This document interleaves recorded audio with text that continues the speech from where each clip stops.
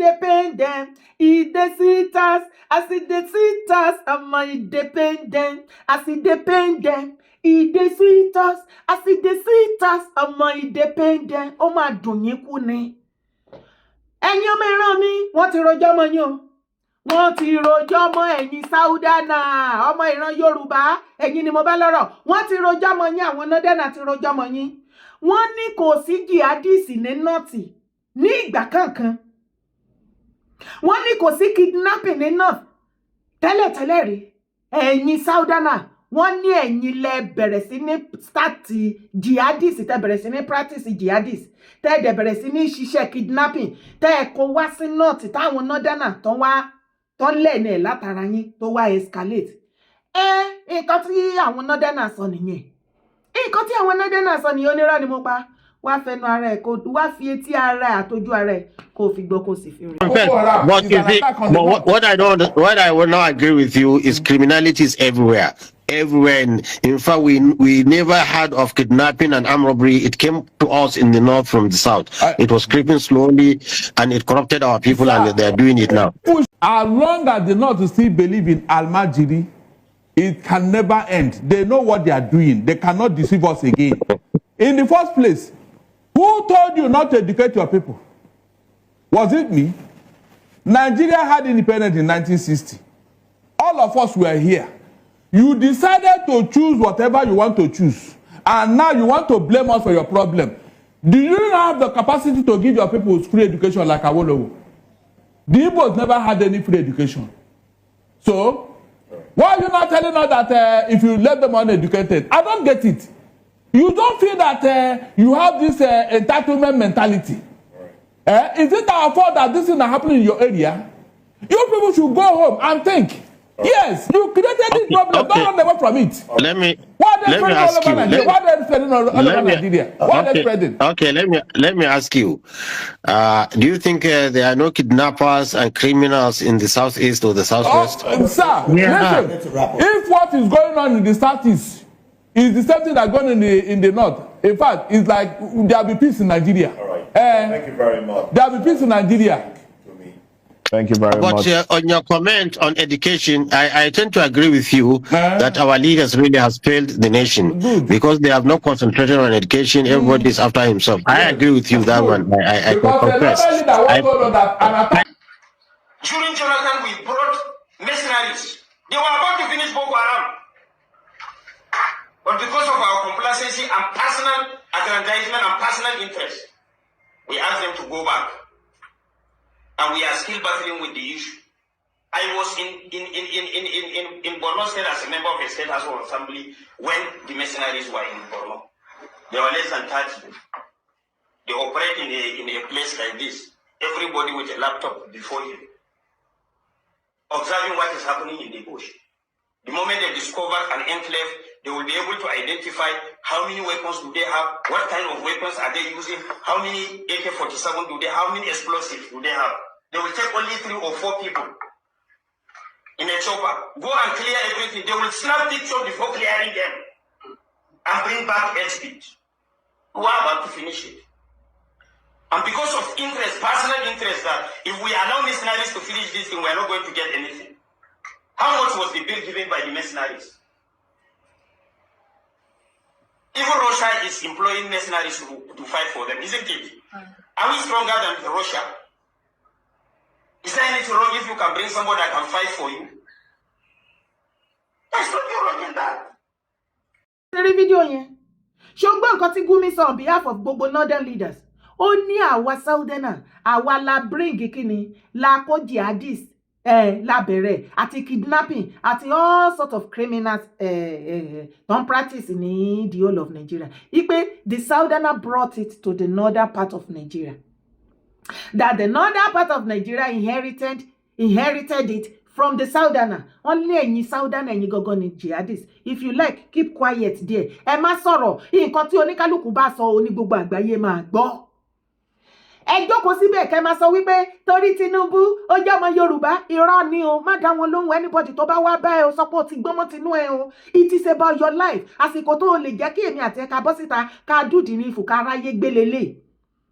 nǹkan tó ń ṣẹlẹ̀ sí ìjọba bàbá Tinubu sì tó bá lẹ́nìbọ̀dì tó bá wá bá ẹ pé wọ́n fi ń gbógun ti toró jẹ́ Yorùbá is all lies o, kò síbi tó gbà kan Yorùbá ń bẹ o, torí bàbá Tinubu ti ṣe the same thing fún Jonathan government ní 2015 exactly nǹkan tó ń ṣẹlẹ̀ báwọn náà ṣe competition tó ṣe kọ́ pé kán wá rescue wọn, there is a genocide. Yes, lọ sórí Google wá rí mbẹ̀. So kò ní kankan ṣe pé torí Tinubu jẹ́ Yorùbá láti sì lọ jókòó dáadáa wàá rí wọn bẹ̀rẹ̀ sí ní da àwọn celebrity wọn síta. Ẹni celebrity inú wọn tó bá bọ́ síta tó bá wíwíkúwí tó bá já sí òhò kó nà lẹ́gba kó domi lé lórí kó pariwo lé lórí káyé wọn bàjẹ́. Ṣé wá rí situation báyìí? European Union àwọn náà ti na kọ́ọ̀pù àti ṣíbí o. Wọ́n ti throw babala support wọn sẹ́yìn Nàìjíríà. Wọ́n ní Nàìjíríà is a sovereignty country. US ò ní right láti wá sọ wípé wọ́n fẹ́ wá ṣe kìnìkan. Okay. The EU, the European Union, EU, has restated its solidarity with Nigeria, declaring full respect for the country's sovereignty and reaffirming its commitment to strengthen cooperation in peace building, interfaith dialogue, and human rights protection. Ẹ bá wa bèrè lọ́wọ́ wọn àtijọ́ tán tẹ́ pa wọ́n Nàìjíríà tá tẹ́ sọ ibo làwọn wà. The EU ambassador to Nigeria and ECOWAS, Mr. Gunther Mignot, made this remark during the interview. Mignot stressed that the EU position was guided by long-standing partnership and shared values with Nigeria, not external influence. Nigeria ẹ má jẹ́ kí inú yín dùn. European Union throw support àti ECOWAS wọ́n throw support sí Nigeria lẹ́yìn Nigeria pé Trump ò ní right. Èmi ò sọ pé Trump ò ní right. Interest ìwà àtèmi lèmi wà after níbi tá a bá dé. Torí gbogbo wọn yẹn pátápátá kò sẹ́nibọ̀dì tó ní interest wa lọ́kàn. EU tó throw support fún bàbá Tinubu ẹ má try pé fẹ́ máa cute the game. Ẹ sọ fún bàbá Tinubu kó cute the game. Àsìkò táwọn ẹ̀kọ́ lẹ́ máa ta game kankan. Tẹ́ bá ní àwọn European Union throw support fún ẹ̀yin bàbá Tinubu. Ẹ jẹ́ nítorí Ọlọ́run ṣé wọ́n ṣe jù bẹ́ẹ̀ lọ fún àwọn Ukraine. Ní ìgbà tí Russia Putin àti Ukraine tán bẹ̀rẹ̀ ìjà. Ṣé European Union support Ukraine pé kó máa jó lọ níbẹ̀ yẹn àwà lẹ́yìn ẹbí ike kò sí nǹkan tó máa ṣẹlẹ̀.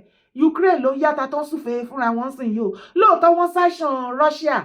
Lára sanction Russia. Ṣé o mọ̀ pé Russia ló ń supply many European countries ní gas? Wọ́n gba gáàsì látọ̀dọ̀ wọn mọ́. Nísìnyí Nigeria ló support many European countries ní gas. Èló ló ti jẹ́ ní èrè tán mú bẹ́ẹ̀.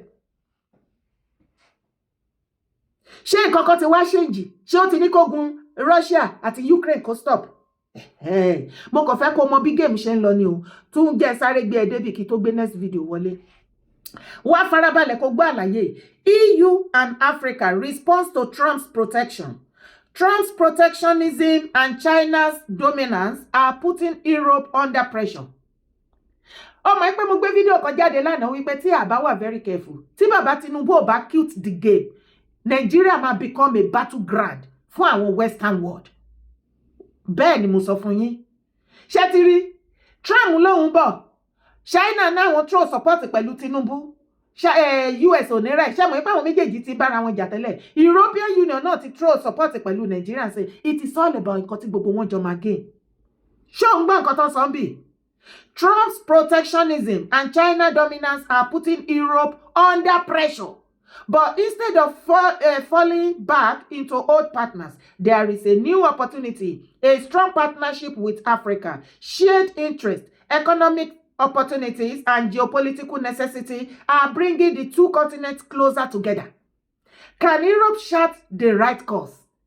Ṣé France tó jẹ́ wípé wọ́n ti lé wọn káàkiri ní gbogbo ibi tó ti lọ tó jẹ́ pé àwọn náà fún wọn ní independent tó ti lé wọn kúrò tán rí mineral resources kó tí France bá ìjọba France àti economy wọn ti dojú délẹ̀ pí wọ́n yàtà báyìí. Ṣé òun ni ò ní rí irú opportunity Nàìjíríà láti sọ pé òun fẹ́ wá throw support tó rómọ̀ pé òun máa ní orí ọ̀fẹ́ láti kó nǹkan tán náà fẹ́ kó kì í ṣe pé mineral resources yẹn náà pé bóyá again ń bẹ̀. Ìgbà táwọn leaders ti wá sọ mineral resources the source of their income tó jẹ́ pé àwọn ni wọ́n ń tà á tí wọ́n sì ń pe owó ẹ̀ láàrin wa tí wọ́n bá wá kó kí ló wá kan ìwọ àtèmi èrè wo la jẹ́ ń bẹ̀ tẹ́lẹ̀. Ẹ jẹ́ kí àwọn leaders tó ń pe owó àti àwọn world kìíní tó fẹ́ wá kó ẹ jẹ́ kán jọ máa bójú ara wọn jẹ́. ẹ jẹ́ kó máa bójú ara wọn jẹ́. Ibẹ̀ nìkan kan là ń lọ o. Jámánì, ìlú ibi tí mo wà yóò ti di woro sí woro. Wọ́n ti gbógun ti Islam o lọ́wọ́lọ́wọ́ tá a wà yìí o. Ẹ̀yin Mùsùlùmí, wọ́n ní wọ́n ń pa àwọn Christian lọ rojọ́, wọ́n competition pé wọ́n ń pa Christian. Wọ́n ní àìmọye òbítíbitì Mùsùlùmí tí wọ́n pa tí gbogbo wa dẹ̀ jọmọ̀. Wọ́n ní kí ló dé tẹ́yìn náà bọ́ síta kẹ́ wá sọ̀rọ̀. Àwọn Mùsùlùmí kan ti kó gbàjarè síta ẹ̀jẹ̀ àdébẹ̀ pa. Nínú àwọn 4,200 people Christian tí wọ́n ń pa ní ojoojúmọ́ ní gbogbo ayé, 3,100 Christians ni wọ́n pa ní Nàìjíríà ní every year. Is it every year or every day? Ní every day. How authentic is this? Now, my message is going to our ustaz, to our imam, to our religious scholars. Why are your voices not being heard? Should I say that? Or should I say, why are you not talking? Why are you muted? Wọ́n bọ́lọ̀ wọ́n bá nábì, ààrin yín. Wọ́n parọ́ mọ́lọ̀ wọ́n parọ́ mọ́ nábì, ẹ sọ̀rọ̀. Now, wọ́n ti ń try gbogbo nǹkan tó lè ṣe láti gbógun ti ẹ̀sìn Islam ní ilẹ̀ láti gbógun ti àwọn Mùsùlùmí, láti pa àwọn Mùsùlùmí ní Nàìjíríà. And we are not even seeing you, our scholars, all our religious organizations making mouths, talking about these things. Muslim làwọn tí wọ́n ń pa jù ní Nàìjíríà. Why are you not saying this?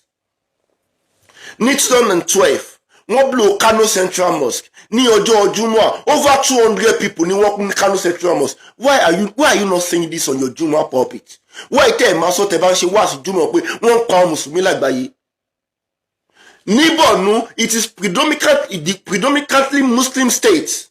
Gbogbo ìlú yẹn dahoro. Why tẹ́ ẹ̀ máa sọ pé àwọn Mùsùlùmí ni wọ́n ń pa?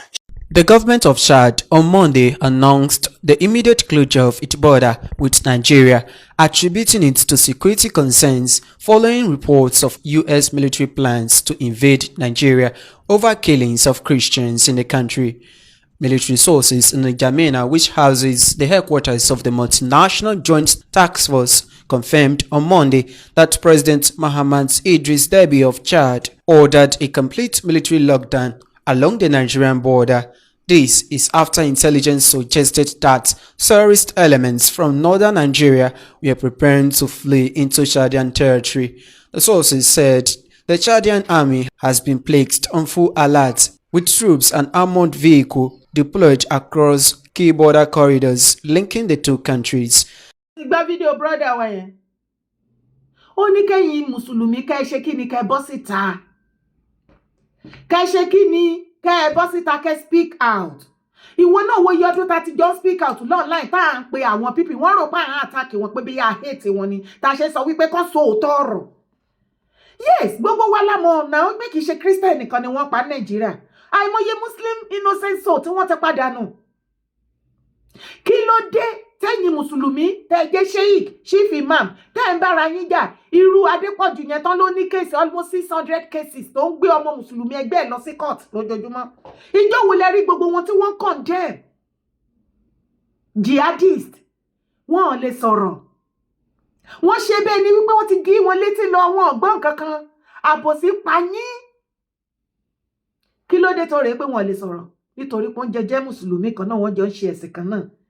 Ẹjọ́ ń ṣe ẹ̀sìn kan náà, wọ́n dẹ̀ ń pa yín nínú ẹ̀sìn kan náà.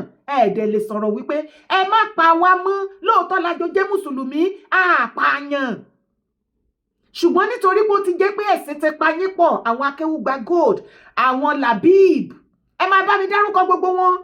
Kaula ó di ọ̀rọ̀ oníhòòhò dé pé wọ́n ju ìhòòhò kiri online. Kaula ti fò fẹ̀rẹ̀ bọ́ síta.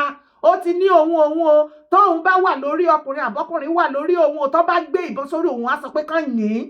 Ṣùgbọ́n gbogbo nǹkan tó wà lẹ̀ wọ́n gbọ́. Ṣé wọ́n gbọ́ ni iṣẹ́ rí wọn kọ́ bọ́ síta kọ́ sọ̀rọ̀? Ojú tì yín yégede yé ojú tì yín yégede yé ojú tì yín o. Ẹ wá bọ́ síta ẹ wá ṣe fídíò. Kí ló dé tẹ́yin Mùsùlùmí náà ò voice out? Wọn ò ní lè voice out, àbòsí àtọ̀tẹ̀ ò ní jẹ́ kán lè voice out. Ìbájẹ́ wípé àti iye ọdún tí gbogbo wa ti ń pariwo bí wọ́n ṣe ń pa Christian àti Muslim ní ẹ̀yìn yìí náà lájọ́ ń pariwo yẹn. Àmẹ́nu ẹni táṣẹ̀ wà tọ́lọ́run á gbọ́. Ṣùgbọ́n ẹ dákẹ́, ẹ sásá bẹ́ẹ̀ torí ó jẹ́ Mùsùlùmí. wọ́n wá pa mùsùlùmí ẹgbẹ́ yín àwọn Christian wá rìnrìn ẹ mọ̀ pé àwọn èèyàn ń pariwo ń tiwọn kódẹ́ẹ̀dì ohun tó máa ṣe wà nínú ẹ òun ni ti Christianity wọ́n á máa wò ẹ́ bí ọ̀bọ ṣùgbọ́n ohun tó máa ṣe wà nínú ẹbí tó máa gbàjáde sí ẹ ẹ̀mí afẹ́pin ẹ̀yin rèé ọjọ́ ojúmọ́ kan ìjà kan ni lọ́nà ilẹ̀ máa bára yín jà ọ̀rọ̀ tí ò lórí tí ò nídìí téèyàn kan bá wá bọ́ síta sí bí brọ́dà yẹn ṣe sọ wípé wọ́n bú Quran wọ́n bú Muhammad wọ́n sọ̀rọ̀ sí Allah nǹkan kan gbogbo yín dákẹ́ ẹ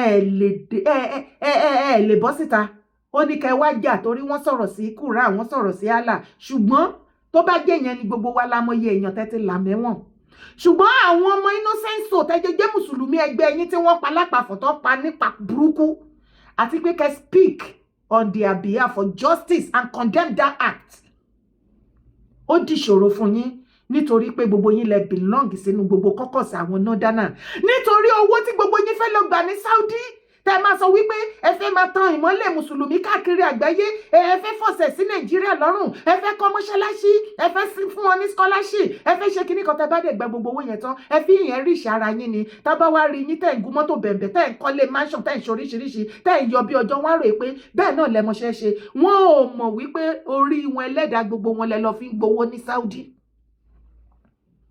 nítorí ẹ lè sọ nǹkan tó yẹ kẹsàn ó gbọ́ òtítọ́ ọ̀rọ̀ lẹ́nu yín ẹ wá fẹ́ fìkanra mọ́ Christian kò sí wàhálà Germany náà ti gbé tiwọn wọ̀ báyìí o Germany ti gbé tiwọn wọ̀ báyìí o European Union náà ti sọ wípé àwọn throw support wọn sí ẹ̀yin Nàìjíríà wọ́n support bàbá Tinubu ṣùgbọ́n mo fẹ́ kó mọ̀ pé gbogbo country tó ń dìde pátápátá tán wá support bàbá Tinubu àti Nigeria government mo fẹ́ kẹ́ mọ̀ pé kò sí ìyàn kankan nu wọn tó ní interest wa nínú nǹkan tí gbogbo wọn máa benefit inú ọ̀rọ̀ tó wà nílẹ̀ òun ni wọ́n wà after nothing more. Germany bans Muslim group accused of advocating caliphate. Wọ́n ti bẹ̀rẹ̀ rádaràda náà ní Germany báyìí sí. Germany on Wednesday banned a Muslim group over accusation of anti-constitutional activities. Wọ́n ti bẹ̀rẹ̀ Sharia, wọ́n fẹ́ máa practice Sharia nìyẹn. You know, ìpè ní last year or so ni wọ́n mash out bẹ́yẹn tí wọ́n láwọn ń béèrè fún Sharia. Germany on Wednesday banned a Muslim group over accusation of anti-constitutional activities, including calling for the establishment of a caliphate, the interior minister said. Police raided 7 buildings in the northern port city of Hamburg, where the Muslim Interactive Group was based, as the ban was announced. We will not allow organizations such as Muslim Interactive to undermine our free society with their hatred and attack our country from within, Interior Minister Alexander Dobrindt of the centralized CDU and CSU bloc said. Ibi tọ́rọ̀ yẹn dé dúró sí nìyẹn. Ẹ wá bá mi sọ fún bàbá Tinubu, ẹni kí wọ́n wá, ẹni kí bàbá Tinubu quit the game. Ọ̀rọ̀ game kan ló wà nílẹ̀. Tẹ́ ẹ bá díẹ̀ yìí pé Trump ò ní ṣe nǹkan tó lóun sọ. Bàbá Tinubu tó bá lé anybody tó ń tì yẹn má mà lísì sí wọn. Trump tẹ́mi wò yóò máa rán yẹ anybody kó máa lóun fẹ́ wá gbàṣẹ lọ́wọ́ wa bóyá kó ń wá àbí kó ń má wá. Tó bá náà ṣe tán lé ní wọ́n bọ̀ 1 billion Nàìjíríà ò lè stop ẹ̀. Ṣé rí gbogbo àwọn tó ń dìde àti China àti gbogbo wọn àwọn náà fẹ́ kí gbogbo kìíní ìṣẹ̀lẹ̀ káwọn náà lè rí gbogbo nǹkan tó máa páàkì kan páàkì ẹ̀ ní fẹ́ẹ̀kan tẹ́lẹ̀ nǹkan tí gbogbo wọn ranjú mọ́ tó fẹ́ wá páàkì àwa tá a lá ní àkúkú jèrè etí la fi ń gbọ́ tó bá wá gbà lọ́wọ́ àwọn lídà Nàìjíríà tó fẹ́ para wọn kú lé lórí kọjọ́ lọ ṣègbè papọ̀. Àbí ẹni kí bàbá Tinubu tí wọn bá wá fẹ́ kí Trump kó wá kí gbogbo nǹkan ìrògbòdìyàn yìí kó ṣẹlẹ̀ nínú Nàìjíríà wọ́n ní oore ọ̀fẹ́ láti rescue lẹ̀ ẹni kí bàbá separate Nàìjíríà ẹgbẹ́ regional sọ̀kalẹ̀ restructuring ẹgbẹ́ sọ̀kalẹ̀ kí tension ìkókó wálé wọ̀ ẹ̀dẹ̀ lọ píkì gbogbo àwọn tó sponsor àwọn terrorists ẹ má cover àwọn northern. Bàbá Tinubu you have nothing to lose tí election second term ò bá wáyé kò ń ṣe dandan orúkọ yín ti wà nínú ìwé Nàìjíríà wípé you are one of the Nigeria president and history will never forget it. Ipe ẹ̀yin náà ni last president in Nigeria. History tó máa wá le jù ni wípé you have the opportunity láti rescue ẹ̀mí àwọn innocent soul oyún inú àṣẹ ẹ̀dí ọmọ ọwọ́ ọmọ ọ̀rìnsà àtàwọn arúgbó tí wàhálà ìbádé tí kò síbi kankan tí wọ́n ní. ipe ẹ ní oore ọ̀fẹ́ láti rescue wọn nǹkan tó yẹ kẹ́ ṣe ẹ ṣe nítorí pé ẹ ń ṣe ọrùn kankan ẹ àmọ́ nǹkan tó mú yín. Tẹ́ ẹ bá gbérí jọ́nà sọ̀kalẹ̀ ta ló máa sọ bí ẹ̀yin lọ́wọ́ wò pé ṣiṣẹ́ nọ́dánà gan ò ní lè try ẹ̀ ẹ̀yin tí ẹ gbé sọ̀kalẹ̀ kẹ́ jẹ́ kí nọ́dánà kan bọ́ síta kó wá sọ wípé kíní kan níbí kankan ká ti bẹ̀rẹ̀. Anyway mo sọ yìí mo dúró náà orúkọ tèmi ò yípadà Yèyé Dára Kowó Kókókó ni mò ń jẹ́ bá mi ṣe ètò yìí má gbàgbé láti bá mi like má sì gbàgbé láti drop comment ẹ̀ ire o kàbìtì.